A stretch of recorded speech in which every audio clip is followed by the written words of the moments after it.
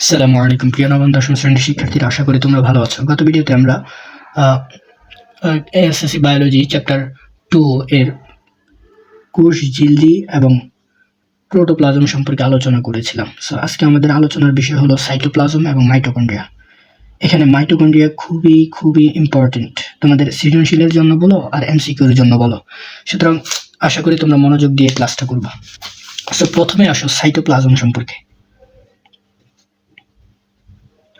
Cytoplasm, খেয়াল করো, cyto শব্দটার অর্থ হলো সেল। প্লাজম শব্দটা কই থেকে আসছে? প্লাজমা থেকে আসছে। প্লাজমা থেকে আসছে। প্লাজমা মানে কি? অর্ধতরল। অর্ধতরল। খেয়াল করো, আমরা জানি পদার্থ কয় প্রকার? দুই প্রকার।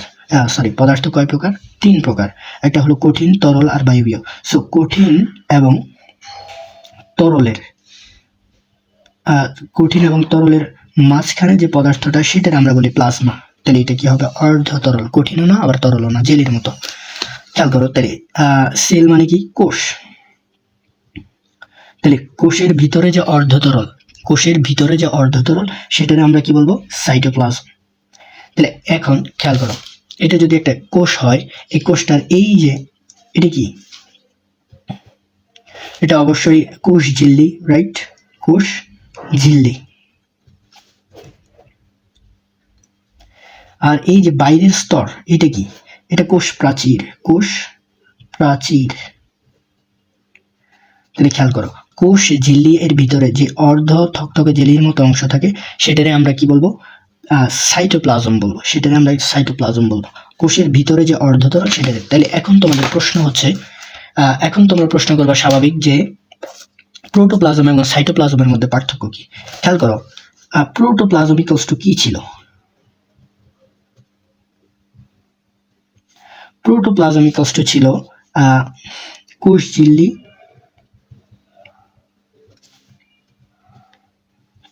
প্লাস সাইটোপ্লাজম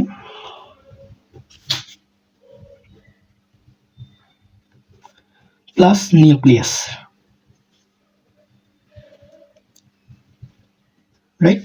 তাহলে খেয়াল করো, প্রোটোপ্লাজমের কয়টা অংশ আসতে পারে? কিন্তু তিনটা অংশ। একটা কোষ ঝিল্লি, সাইটোপ্লাজম এবং হলো নিউক্লিয়াস। তাহলে আমার খেয়াল করো, প্রোটোপ্লাজম এর একটা অংশের নাম হলো সাইটোপ্লাজম। তাহলে আমি সাইটোপ্লাজম ইকুয়ালস টু কি বলতে পারি? এই নিউক্লিয়াসটা, কোষের এই নিউক্লিয়াসটা যদি আমি বাদ দিয়ে দেই, প্লাস এই কোষ ঝিল্লিটা যদি বাদ দিয়ে দেই, কোষ প্রাচীর তো বাইরেই, কোষ ঝিল্লি যদি বাদ দিয়ে দেই, আর কোষের ভিতরে যা আছে, যে অর্ধতরল আছে, সেটারে আমরা বলবো সাইটোপ্লাজম। আশা করি বুঝছো। আচ্ছা, খেয়াল করো, এই কোষের মধ্যে তো শুধুমাত্র কোষ ঝিল্লি, তারপরে নিউক্লিয়াস আর সাইটোপ্লাজম থাকে না। সাইটোপ্লাজমের মধ্যে ভাসমান অনেকগুলো অঙ্গাণু থাকে। সো সেই অঙ্গাণুগুলোর একটা অঙ্গাণু নিয়ে আজকে আমরা কথা বলবো, যেটা হলো মাইটোকন্ড্রিয়া। মাইটোকন্ড্রিয়া। খেয়াল করো, মাইটো শব্দটা মানে কি? মাইটো শব্দটা আসছে মাইটোজ থেকে। মাইটোজ মানে কি? সুতা। মাইটোজ মানে সুতা। আর কন্ড্রিয়া শব্দটা আসছে গ্র্যানিউল থেকে।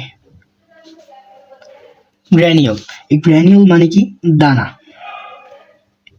এখন বলবা যে মাইটোকন্ড্রিয়া, মাইটোজ মানে সুতা, গ্র্যানিউল মানে দানা, কি বলতেছেন স্যার? কিছু বুঝতেছি না, একটু পরে বুঝাই দিচ্ছি। এর আগে বলতে চাই, এই মাইটোকন্ড্রিয়া প্রথম কোষের মধ্যে আবিষ্কার করছেন রিচার্ড অল্টম্যান, এবং তিনি এর নাম দিছিলেন বায়োপ্লাস্ট।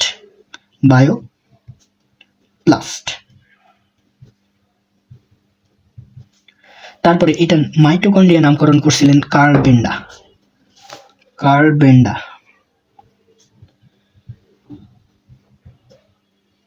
কত সালে? 1898 সালে। সো এতটুকু ইতিহাস তোমরা পারবাই।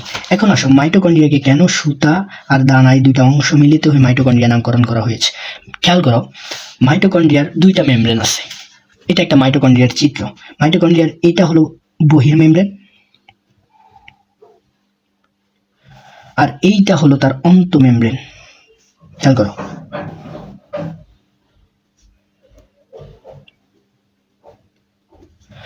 এটার অন্ত মেমব্রেন যেটা আছে, দেখ, খেয়াল করো, এটা সুতার মতো, খেয়াল করো, পেঁচানো। এই কারণে এটার নামকরণ করা হয়েছে মাইটোস। এখন গ্র্যানিউল কেন বা কন্ড্রিয়া কেন নামকরণ করা হয়েছে। খেয়াল করো, কোষটা তো অনেক বড় না, কোষটা খুবই ক্ষুদ্র, রাইট? সো এই ক্ষুদ্র কোষের মধ্যে যে অঙ্গাণুগুলো আছে সেগুলো তো ক্ষুদ্র ক্ষুদ্র হবে। সো এই মাইটোকন্ড্রিয়াটা কোষের মধ্যে খেয়াল করো এইরকম দানার মতো হয়ে থাকে। খেয়াল করো, এগুলো দেখতে চিনির দানার মতো, বাট এটার জুম করলে আমরা একটা সম্পূর্ণ মাইটোকন্ড্রিয়ার গঠন জানতে পারি। এই কারণে এটার নামকরণ করা হয়েছে কন্ড্রিয়ন বা কন্ড্রিয়া। আশা করি বুঝছো। এবার আসো আমরা মাইটোকন্ড্রিয়ার গঠন সম্পর্কে জানতে হবে। খেয়াল করো, একটু আগে বলছি মাইটোকন্ড্রিয়ার দুইটা মেমব্রেন, একটা বহির্মেমব্রেন, একটা অন্তঃমেমব্রেন। এই অন্তঃমেমব্রেনটা ভিতরের দিকে ভাঁজ হয়ে, খেয়াল করো, ভিতরের দিকে ভাঁজ হয়ে আঙ্গুলের মতো কিছু প্রক্ষেপকের সৃষ্টি করছে। এই প্রক্ষেপকগুলোরে আমরা বলবো ক্রিস্টি। এই প্রক্ষেপকগুলোরে আমরা বলবো ক্রিস্টি, রাইট? এই ক্রিস্টির গায়ে গোলাকার বৃন্তযুক্ত কিছু গোলাকার বস্তু থাকে, যেগুলোর আমরা বলবো অক্সিজোম।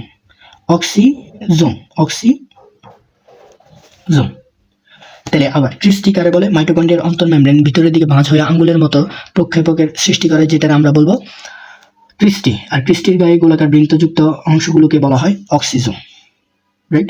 এখন মাইটোকন্ড্রিয়ার নিজস্ব ডিএনএ আছে। খেয়াল করো, মাইটোকন্ড্রিয়ার ভিতরের দিকে নিজস্ব কি আছে? ডিএনএ রয়েছে। প্লাস এই যে মাইটোকন্ড্রিয়ার ভিতরে অন্তঃমেমব্রেনের যে গহ্বর আছে, এই গহ্বরের মধ্যে খেয়াল করো জেলির মতো কিছু পদার্থ থাকবে। মনে রাখবা, সাইটোপ্লাজমীয় যে অঙ্গাণুগুলো আছে, এই অঙ্গাণুগুলোর ভিতরের দিকে বেশিরভাগ ক্ষেত্রেই তরল থাকবে বা অর্ধতরল থাকবে। খেয়াল করো, মাইটোকন্ড্রিয়ার এই ভিতরে যে অর্ধতরল আছে এইটারে আমরা বলবো ম্যাট্রিক্স। এটারে আমরা কি বলবো? মাইটোকন্ড্রিয়ার ম্যাট্রিক্স। এই ম্যাট্রিক্সের মধ্যে খেয়াল করো যে গোলাকার অংশগুলো আছে সেগুলোরে আমরা বলবো মাইটোকন্ড্রিয়ার রাইবোজোম। এই রাইবোজোম সম্পর্কে আমরা কিন্তু একটু বিস্তারিত আলোচনা করব পরবর্তী ক্লাস। বাট মনে রাখবা শুধুমাত্র যে রাইবোজোম এটাও কোষীয় একটা অঙ্গাণু, বাট কোষীয় অঙ্গাণু হইলেও এটা মাইটোকন্ড্রিয়া এবং প্লাস্টিডের ভিতরেও থাকে। খেয়াল করো, ম্যাট্রিক্সের মধ্যে ছড়ানো যে গোলাকার বস্তুগুলো আছে সেগুলো হলো রাইবোজোম, বাট ক্রিস্টির গায়ে গোলাকার যে বৃন্তগুলো আছে সেগুলো কিন্তু অক্সিজোম। এই দুটো কিন্তু আলাদা করতে পারতে হবে। সো এটা ছিল ওভারঅল একটা মাইটোকন্ড্রিয়ার গঠন। এখন আসো মাইটোকন্ড্রিয়ার কাজ। খেয়াল করো, আমরা পরবর্তী চ্যাপ্টার 4-এ গিয়ে দেখবো যে শ্বসন নামক আমাদের একটা শারীরবৃত্তীয় প্রসেস আছে। এই শ্বসনের 4টা ধাপ। শ্বসনের কয়টা ধাপ? 4টা ধাপ। 1 নম্বরে গ্লাইকোলাইসিস,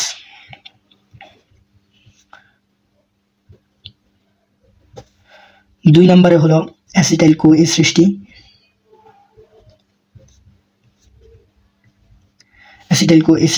3 নম্বরে হলো ক্রেবস চক্র, 4 নম্বরে হলো ইলেকট্রন প্রবাহ তন্ত্র। তো এগুলো কি বা দেখতে কেমন, এগুলো কিন্তু আমরা চ্যাপ্টার 4-এ গিয়ে বিস্তারিত আলোচনা করব। সো তোমরা ঘাবড়ানোর কিছু নাই। জাস্ট এতটুকু এই চ্যাপ্টারে জেনে রাখো যে শ্বসন একটা শারীরবৃত্তীয় প্রক্রিয়া, যেমন সালোক সংশ্লেষণ একটা শারীরবৃত্তীয় প্রক্রিয়া ছিল। সো এই শ্বসনের আবার 4টা ধাপ। 1 নম্বরে গ্লাইকোলাইসিস, 2 নম্বরে অ্যাসিটাইল কোএ, 3 নম্বরে ক্রেবস চক্র, 4 নম্বরে হলো ইলেকট্রন প্রবাহ তন্ত্র। সো এই 4টা ধাপের যে প্রথম ধাপটা আছে গ্লাইকোলাইসিস, এটা কিন্তু মাইটোকন্ড্রিয়ার মধ্যে হয় না, এটা হয় কোষের সাইটোপ্লাজমের মধ্যে সংগঠিত হয় এই গ্লাইকোলাইসিস ধাপটা। বাকি যে 3টা ধাপ আছে অ্যাসিটাইল কোএ, ক্রেবস চক্র এবং ইলেকট্রন প্রবাহ তন্ত্র, এই 3টা ধাপই কিন্তু মাইটোকন্ড্রিয়ার ভিতরে সংগঠিত হয়। এখন শ্বসনের উদ্দেশ্যটা কি? শ্বসনের উদ্দেশ্য যেমন সালোক সংশ্লেষণের উদ্দেশ্য উদ্ভিদ তার খাদ্য প্রস্তুত করে, ঠিক শ্বসনের উদ্দেশ্য হলো জীব তার শক্তি উৎপন্ন করে। কি করে? শক্তি উৎপন্ন করে, অর্থাৎ এটিপি। তাইলে এই শক্তি উৎপাদন করার জন্য যে ধাপগুলো আছে সেই ধাপগুলোর 3টা ধাপই সংগঠিত হচ্ছে মাইটোকন্ড্রিয়ায়। এখন প্রশ্ন করতে পারো যে কেন ভাই মাইটোকন্ড্রিয়াতে হয়, অন্য কোনো জায়গায় না কেন?